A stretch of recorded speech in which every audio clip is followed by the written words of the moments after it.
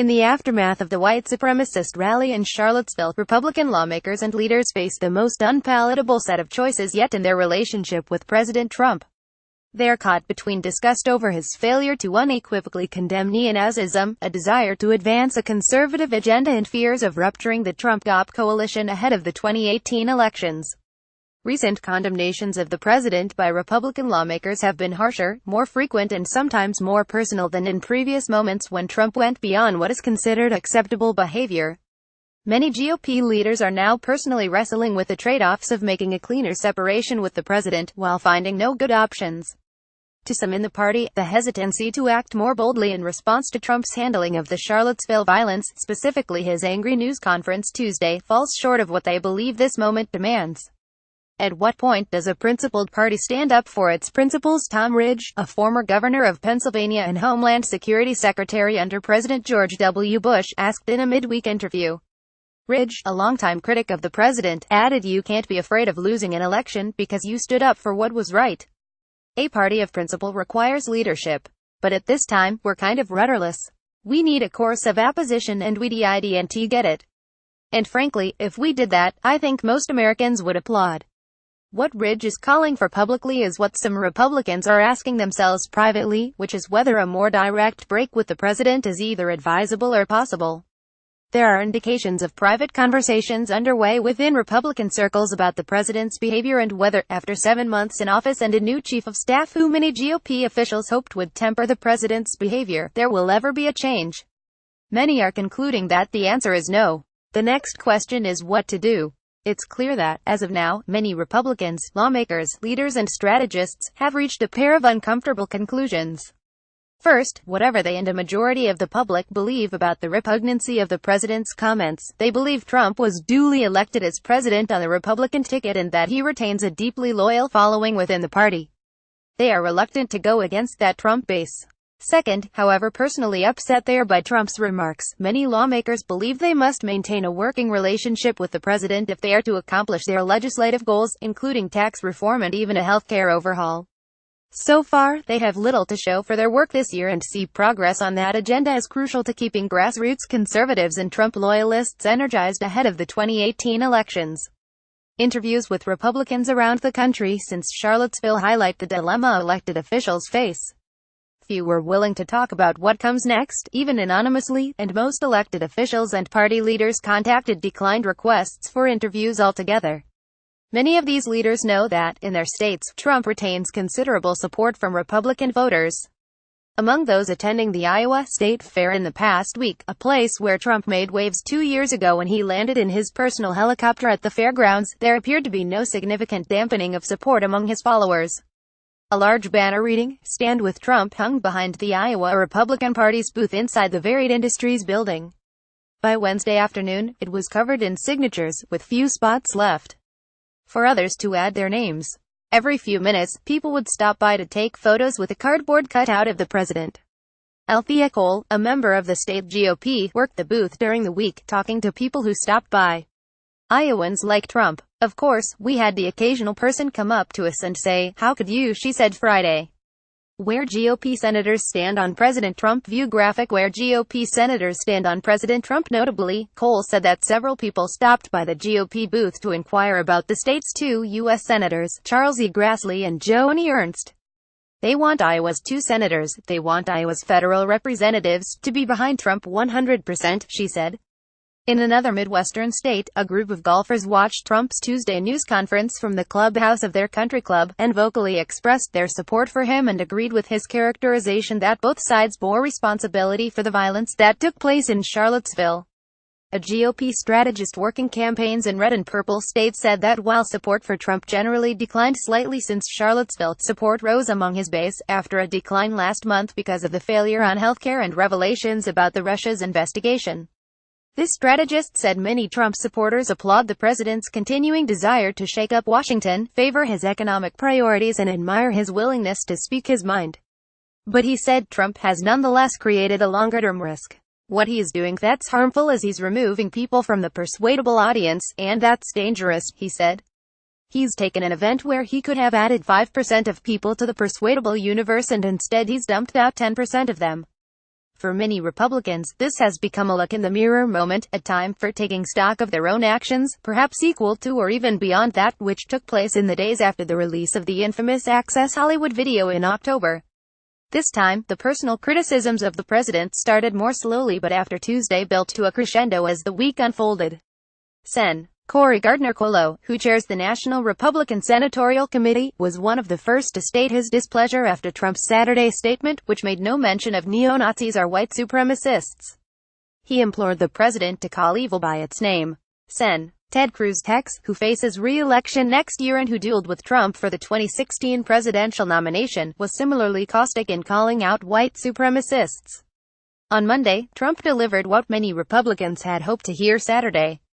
Reading from a script, he criticized the KKK, neo-Nazis, white supremacists and other hate groups that are repugnant to everything we hold dear. Had he stopped there, he might have avoided what was to follow. But the next afternoon, during an angry news conference at Trump Tower, the president once again sought to blame both sides and defended the neo-Nazi martyrs. That evening, Sen. Marco Rubio RFLA said the march organizers were 100% to blame, adding, "Mr. President, you can't allow white supremacists to share only part of blame." Rep. Patrick J. Tabarry, Ohio, accused the president of deflecting attention from the killing of Heather Heyer by a bigoted follower of the white supremacist movement. Former Florida Governor Jeb Bush, another 2016 primary rival, tweeted that this was a time for moral clarity. "I urge POTUS to unite the country, not parse the assignment of blame."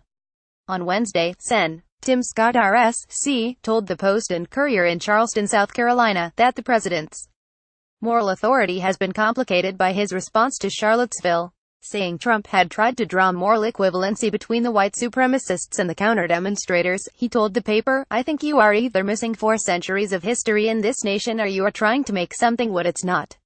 On Thursday, Sen. Bob Corker R10, chairman of the Foreign Relations Committee, took the criticism another step by questioning the president's stability and competence. He said that Trump has not shown that he understands the character of this nation and that without that understanding, our nation is going to go through great peril. Then, on Friday, Mitt Romney, the GOP's 2012 presidential nominee, posted a lengthy statement on his Facebook page calling on Trump to undertake remedial action in the extreme to atone for remarks that he said caused racists to rejoice, minorities to weep, and the vast heart of America to mourn. Romney said Trump should address the American people, acknowledge that he was wrong and apologize. 4 magazines, The New Yorker, Time, The Economist and Der Spiegel, rushed out covers that showed imagery of Trump in some version of a Klansman's hood or a Nazi salute. The Economist declared that Trump had shown himself to be politically inept, morally barren and temperamentally unfit for the office. The Spectator, a conservative British magazine, echoed part of that sentiment but with a caveat that highlighted the box in which Republican officials find themselves. Yet again, Trump has demonstrated the extent to which he is unsuited to be president, the magazine wrote in an editorial. But yet again we can also see the forces at work that led him to power. Defenders of the president believe Trump's base will only intensify its anger toward the president's critics. Saul Newsies, the former Republican chair in Michigan, said Trump had been goaded by the media into the statements he made Tuesday. "I believe there are media folks trying to put him in a position to create forced errors, and he does," he said. He added, "I think it's an uncomfortable situation for the party that unfortunately is not easily walked back because there are a whole lot of people trying to stir it up." Saying he did not believe Trump was a racist or neo-Nazi sympathizer, he said, "We've got a communications issue rather than a political problem that is going to be a challenge throughout his presidency." One strategist said he had just seen the numbers from a survey in a battleground state and that the president's approval among GOP primary voters stood at a still impressive 85%.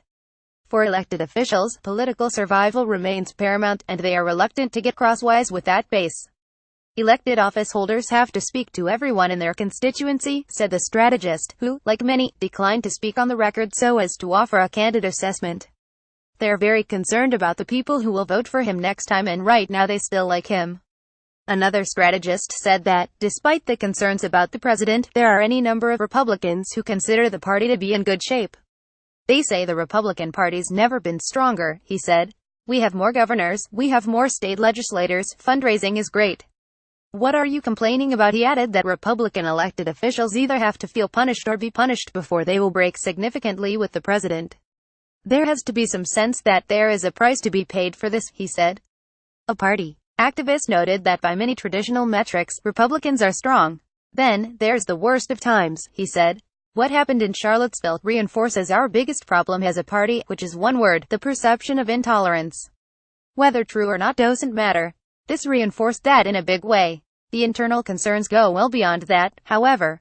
Party leaders and elected officials more closely tied to the establishment wing of the GOP see a succession of discouraging actions by the president, from his public criticism of Attorney General Jeff Sessions to the firing of former Republican National Committee Chairman Reince Priebus as White House Chief of Staff, and especially his attacks on Senate Majority Leader Mitch McConnell. RKY.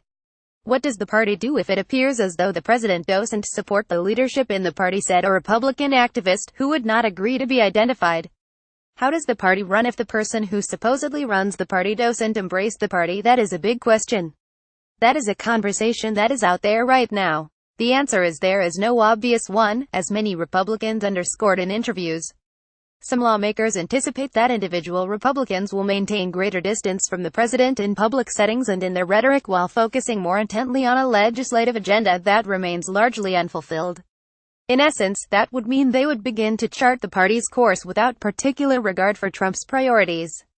Trump has made that easier for congressional Republicans with his attacks on McConnell, which deeply offended McConnell's Senate colleagues. His more recent attacks on Sens. Lindsey Graham RSC, and Jeff Flake Rares, and earlier ones aimed at Sens.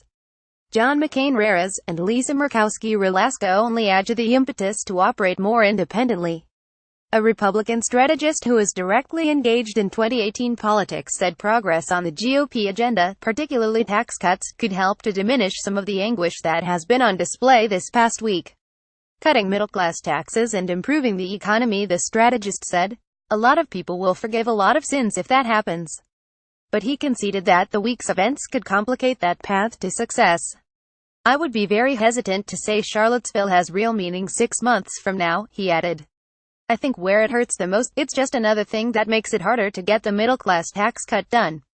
One alternative to charting their own course would be for Republicans collectively to issue a sharper rebuke of the president. But that seems challenging, even in the assessment of Republican detractors of the president. What does it mean to break with the president, asked William Crystal, editor-at-large of the conservative Weekly Standard and one of Trump's most vocal critics. It's a pretty big move, in effect, to go into opposition to a president of your own party. It's a very unnatural mode for an elected congressman or senator. Another GOP strategist put it bluntly, I'm not trying to justify what he said, but there's the practical issue.